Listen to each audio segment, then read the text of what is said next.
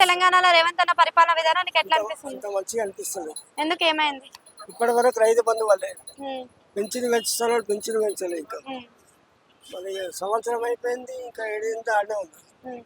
అంటే ఇంతకు ముందు కేసీఆర్ ఉన్నప్పుడు స్కీమ్లు అన్ని ఏం పెట్టలేదు కదా, ఇప్పుడు స్కీమ్లు చాలా పెట్టిండు కదా మరి ఇప్పుడు ఏం పెట్టిండు, పైసలు ఇచ్చి మేము బస్సులలో నిలబడిపోతున్నాం. ఉమ్, అది ఇలా మహాలక్ష్మి పెట్టిండు, అది వేస్ట్ పెట్టిండు.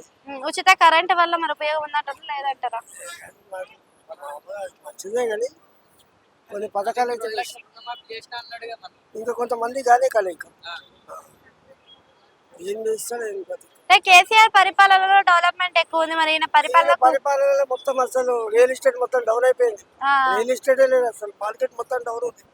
కూల్ చేతలు కూడా ఎక్కువైపోయినాయి. హైడ్రా సిస్టమ్ వల్ల ఉపయోగం ఉందంటారా లేదంటారా? బెస్ట్ అంటారు. ఆయన బెస్టా ఈయన బెస్ట్ అంటే ఏం చెప్తారు? అయితే కేసీఆర్ బెస్ట్ అనిపిస్తుంది. ఎందుకు కేసీఆర్ బెస్ట్? పెన్షన్ కూడా పాపం అన్ని తెచ్చిండు ఆయన. ఇప్పుడు ఇస్తాడు అదే ఇస్తుండు. ఇంకా సంవత్సరం అయిపోయింది, అసలు ఇస్తూనే లేడు. అసలు డెవలప్మెంట్ కూడా చేస్తా అని అంటుండు కదా, మరి చేస్తాడా? ఎప్పుడు చేస్తాడు ఇంకా? ఆ. ఏంటిది తుపాకీ పొలిటికల్ అని